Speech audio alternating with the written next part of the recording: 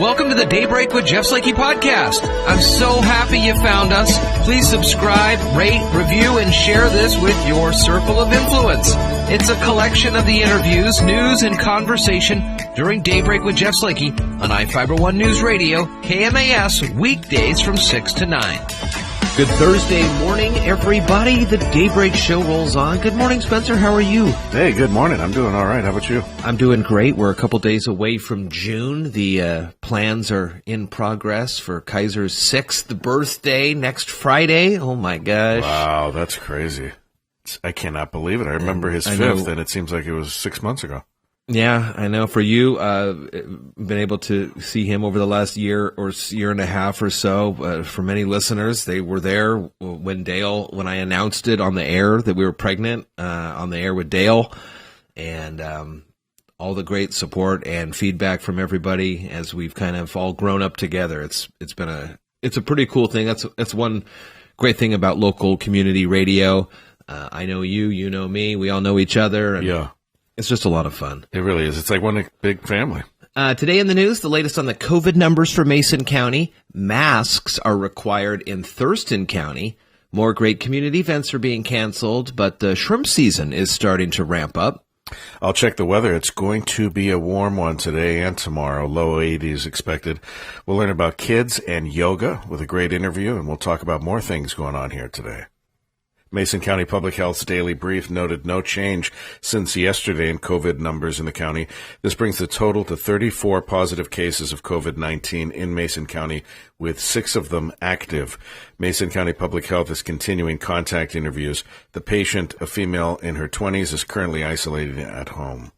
Thurston County Health Officer, former Mason County Health Officer Dr. Diana Yu, issued a masking directive indicating that all individuals must wear face coverings over their noses and mouths, except when eating or drinking, when they will be at indoor public settings or outdoor public locations where they cannot maintain distancing of approximately 6 feet. Again, this is in Thurston County, a new masking directive. People can use fabric coverings such as cloth face masks, scarves, and bandana coverings. Individuals must wear cloth face masks properly to avoid contaminating their hands or face. Before putting on a mask and after removing a mask, individuals should clean their hands with hand sanitizers or soap and water. Change your mask when it gets moist due to your breath, and wash after use. So Dr. Diana Yu says, I am exercising my authority as health officer for Thurston County to require that people wear cloth face coverings in particular circumstances. With their approval to begin phase 2, more important than ever that people be cautious. There are some exemptions. Kids ages 3 or under. Kids age 4 through 12, unless parents and caregivers supervise the use of face coverings. Individuals who have any type of disabilities that prevent them from comfortably wearing these. Any individual who is deaf and uses facial and mouth movements as part of communication. And we had that story a couple weeks ago about the student that made those specialized face masks. Remember that? It had a clear covering over the mouth? I do remember those masks and that student set a trend because they are popping up around the country and around the world now. It was a great idea, and it's one of those things you wish they'd come up with it sooner because it's helping a lot of people. Any individual has been advised by medical, legal, or behavioral health professionals that wearing a face mask covering may pose a risk to that person. And anyone who has trouble breathing. You can see some of these more exemptions and more on this on our website at iFiber1newsradio.com. Due to COVID-19 concerns and for the safety and well-being of the Mason County community, several of Mason General Hospital Foundation's committees, guilds, and chapters have canceled various fundraising events and gatherings planned for the summer and fall of 2020. The following events have been canceled due to COVID-19 concerns and are scheduled to return in 2021. The Quality Care Open Golf Tournament, normally held the last Friday in June, has been canceled. Karen Hilburn Fund's Tour de Mason Lake in June and Denim and Diamonds fundraiser in October will not take place this year. Endowment Committee's Donor Appreciation Reception in September has also been rescheduled due to the COVID-19 pandemic. Washington State's race to help newly laid-off residents as the coronavirus pandemic ravaged the economy left it vulnerable to fraud. We were talking about this last week and a little bit even the week before Officials were hinting at the scope of the damage done, Spencer. Hundreds of millions of dollars paid out in fake claims, much of it apparently going to a West African fraud ring that used identities stolen back in that 2017 Equifax breach. And if I remember correctly, you and the family had been victims of that. That's right. Sarah's identity was stolen in that and caused all sorts of problems and credit woes. It was awful. Well, that was in 2017, and I remember when that happened, people says, okay, there's going to be a lot of fraud right now, but wait a few years because something is going to pop up and somebody's just sitting on all this information, and at the right moment, they're going to activate this, and I believe this ring is chosen this moment to do that. Authorities have tried to claw back as much money as possible and block hundreds of millions more from being paid out, but the experience here in our state is a cautionary tale. By late last week, attacks had been detected in at least 9 states. Churches, mosques, and synagogues in Washington state can resume in-person services, with those in counties in the second stage of the state's COVID-19 reopening plan allowed to have limited in-building services, with the remainder limited to outdoor services with no more than 100 people. Religious organizations are required to have a plan that encompasses sanitation and physical distancing, limiting access points to buildings and requiring all employees, members, and visitors to wear face coverings regardless of whether the service or event is inside or outside. Additionally, while singing is permitted during a service, people must keep face coverings on, and choirs will not be allowed to perform during services. Some areas in Puget Sound are scheduled to open for recreational spot shrimp fishing today, while other areas within the central Puget Sound and Hood Canal scheduled to open on June 11th, the season announced by Fish and Wildlife. Of course, the finalizing dates in the process here taking longer because of COVID-19 and public health considerations. Patience and courtesy are being asked at boat ramps and launches. Make sure everybody is physically distanced, and we'll take more time to be out there on those boat ramps, so give lots of folks a little more time. All shrimp, including spot, dock, coonstripe, and pink shrimp, can be kept as part of the daily limit. The local 2020 Puget Sound recreational spot shrimp season is as follows. Marine Area 12, that's Tacoma and Vashon Island, going to open up on the 11th.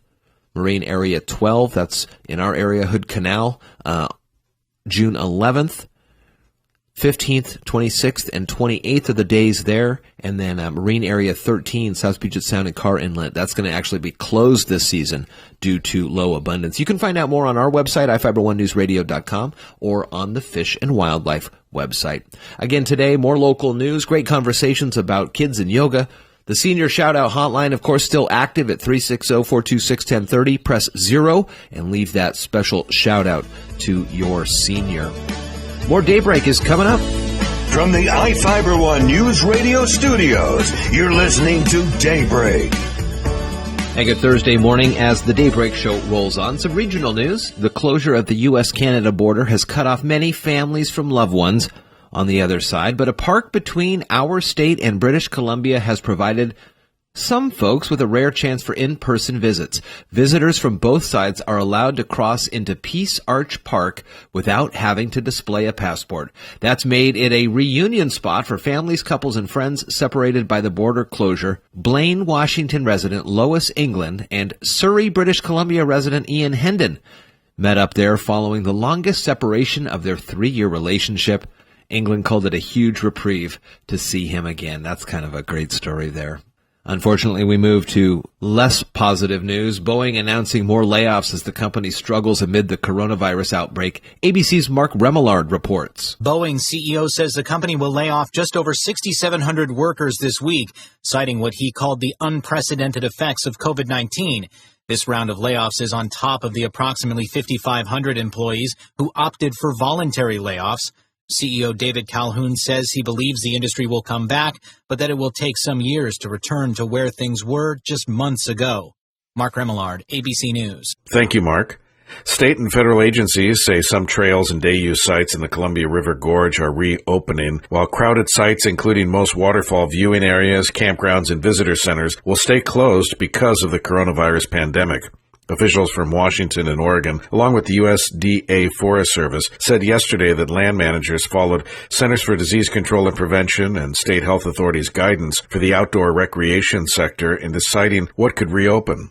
The public should expect fewer available trails, activities, and services through the summer. Visitors are asked to plan ahead by checking agency websites or ReadySetGorge.com to see what is open. Washington Fish and Wildlife officials say the agency won't shoot the wolves in a small pack that has attacked 3 calves in rural northeastern Washington. The Capitol Press reports the 3 attacks in fewer than 30 days crossed the threshold for the department to consider lethal removal. The department said Friday it is exploring additional avenues for responsive non-lethal deterrence. Fish and Wildlife says it has placed flashing lights along the pasture where the attacks happened. 2 wolf livestock conflict monitors from the Cattle Producers of Washington are assigned to the area. More Daybreak just ahead. You're listening to Daybreak on iFiber1 News Radio. Well, good morning, everybody. Jeff Slakey here on the Daybreak Show, and I've got a fun interview for today, and it is with the coolest yoga instructor ever, as said by Vanity Fair. We're talking with Tara Stiles this morning. She is author of the book Yoga Animals, A Wild Introduction to Kid-Friendly Poses. It's put out by National Geographic Kids, and we've had great conversations with the authors from Nat Geo Kids over the years, and this is another great book. Good morning, Tara. How you doing? Doing pretty well. Thanks for having me. Taking a look through the book, it's very colorful and it's got a lot of great information. Yoga has really increased in popularity over the last couple of years, and I'd imagine now with quarantine going on, folks are looking to this as another form of relaxation and meditation. I think it's, a great activity to do with the whole family. It's something that doesn't just pass the time as something else to do, but it can really set the whole emotional mood and mental mood, and of course get something physical going for really the whole tone of the day. And talk to me a little bit about yoga and kids and any research that you found about their, maybe how they interact with others or their availability and their ability to focus better by doing some yoga. Sure. Yeah, I think, all the studies done so far, everything shows positive results. And I think, even beyond all the studies, it's so individual for each kid. I think that's why yoga is so great. If a little kid needs a little bit more confidence and you do a little yoga with them in a way that it's fun and they're having some body awareness and feeling good about themselves, then they're going to gain that confidence. And for another little one that's maybe feeling a little too, self-conscious or isn't really used to doing physical things, or that's not as sort of first nature, then it sort of gives them some more body awareness. So yoga has this great way of being all inclusive and really tailoring the benefits and the rewards for each individual child. That's funny you mentioned that. I was thinking not only just kids and their self-consciousness, but adults as well. When we're trying to do the different poses on one leg and look like the flamingo, or do how these poses for folks, it can be at first a little daunting and a little challenging. You're just standing there, but then all of a sudden you start shaking, and so you're looking to gain some strength there. How long have you been practicing yoga? I mean, what's your background in it? And you're the founder of Strala. Tell me a little bit about that too. Sure. Well, I guess I got lucky. I danced all through growing up from age, 4, pretty young, all the way through my late teens. And I thought that was going to be my profession, and it was headed that way. And yoga was introduced in the ballet program that I was in. And I just fell in love with the practice for myself. I thought, wow, here's something I can do that doesn't really have an external goal other than to feel better about myself and to feel more connected. And my second thought was, why don't all my friends do this? Why isn't everybody doing this? So, so then again, I didn't think it would turn into really anything that I would do with others for my life's work or whatever, something like that. But I just started sharing it with friends the more I learned about yoga, and I started studying, doing different classes and workshops and whatever was around at the time. And, people still had this, I think even now, shared similar misconceptions that, yoga, you have to be flexible, or you have to look a certain way, or you have to think a certain way. And it is so many easy ways to get to not join a practice of yoga, or you maybe went once and it was too intimidating or something. So, I really enjoyed this so much for myself and found so many immediate benefits and wanted to have this for my life that, it was just such an obvious thing to share it with others and to really share it in a way where it's about feeling good and being more connected to yourself, and not so much about, getting a gold star if you do the pose correctly and don't fall over like you say, but that you just gave it a try and you enjoyed, and you're enjoying moving your body and connecting with yourself. And that can really be the goal, because, so much of our confusion with yoga, we see the pictures of the poses, even the animals, and we say, I want to try that, but maybe I can't do it. And if we kind of shift our perception and our practice to doing the movements and enjoying how our bodies can move, then we're able to do so much more and gain so many more benefits beyond the physical side of things. So your book, Yoga Animals, A Wild Introduction to Kid-Friendly Poses, goes through a couple of these. How were you able to associate, I know some of these, like the dog stretching like a puppy and the downward dog, and we know that, but how were you able to associate these with animals to bring in that aspect of the learning? Yeah, I think some of them are more, kind of obvious with others. With yoga, you see, downward dog, and anybody that's ever seen a dog has seen a dog basically do the exact same thing. So that's really a simple one. But, all of the animals move so beautifully, and I think they're such a great example of moving in the way where they're taking care of themselves, whether they're just playing or enjoying, or they're getting food, like a giraffe reaching for the leaves on a tree. That can be a position where you simply stand tall and reach your arms up to the sky. So really taking the animals as visual inspiration and moving like they do and having some, excitement from them, I think was a really great cue to move more naturally within ourselves and to not feel like, either we're doing it right or we're doing it correctly or we're doing it wrong. We're more gaining that inspiration and in the process. And the bonding, we do yoga at the house here with my wife and son and I, and it does make a bond. It is a bonding experience, and you're all in this together. And at the end, it's a fun way to stretch and kind of center yourself. And everybody that participates, we all seem to really enjoy it afterwards, and it's a nice release from the stresses of the day. Oh yeah. Well, you're a great example. So many people, I think the hardest part with yoga is simply having that experience where, all right, I did it. I feel better. My whole family feels better. It's a release. It sort of does everything that I needed it to do and then some, but it's sort of getting over that first step of, should I give this a try? So listen to you, you're a great example. It works. And I've been doing yoga for a long time, and I've brought my wife in and my son as well. And we all really enjoy it. And looking through the book has been a lot of fun to match the poses with some of the poses that we have done, and it's just a really cool book. Yoga Animals, A Wild Introduction to Kid-Friendly Poses. Author Tara Stiles on the phone line with us right now. The book is available in all great places to find your books, and you can also find Tara online as well. We'll put the links to her information in the show notes here this morning. TaraStiles.com is the website too. Thank you for spending some time with me this morning talking about yoga animals. Of course. Thanks so much. And so cool you're doing it with the whole family. Yeah. Doing good. Yeah, it's a lot of fun, and we're really enjoying it. So thank you much, and be safe, be well, and have a great day. You too. Thanks so much. All right. Thank you. From the iFiber One News Radio studios, you're listening to Daybreak. Good Thursday morning to you, and good morning, Spencer. Hey, good morning. What's going on this Thursday morning? Well, we're just getting ready to have some breakfast. Saw yesterday on your way through town, you stopped by Nita's. Nita's reopening under phase 2. You got yourself your bacon fix all taken care of. How was Nita's? Did you go in, look around, or what was the deal? Yeah, I went in, and they had been busy, and there were a couple customers in there, I believe, when I went in there. I had to run over to the dealership, so I didn't stay to eat there, or, if I had time, I would have. But I got some bacon to go, as I often do from Nita's, and it was so nice to have the bacon again and to see George and Paula and the kids there and stuff.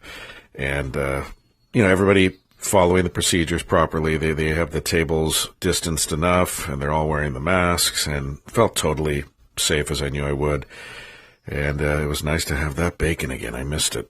Was it just the same? I mean, did you miss? I mean, was there anything different about it, or was it just like you remembered? It was just as I remembered, but I hadn't had it. I mean, you know me, I average that probably twice a week during a regular routine. I'll pop in there after we get off the air. And I had not been since they stayed open for a little bit, as you may remember, for the curbside, and then a lot of businesses, including Polly's, in the beginning, closed shortly after because there just wasn't enough traffic, maybe, and people were a little skittish. So it was probably a full, would you say 2 months? Almost, yeah, I think a full 2 months since I've had their bacon. Now, of course, I've had bacon at home and stuff. It's not like I've deprived myself of bacon, but there's nothing like bacon at your favorite, breakfast spot.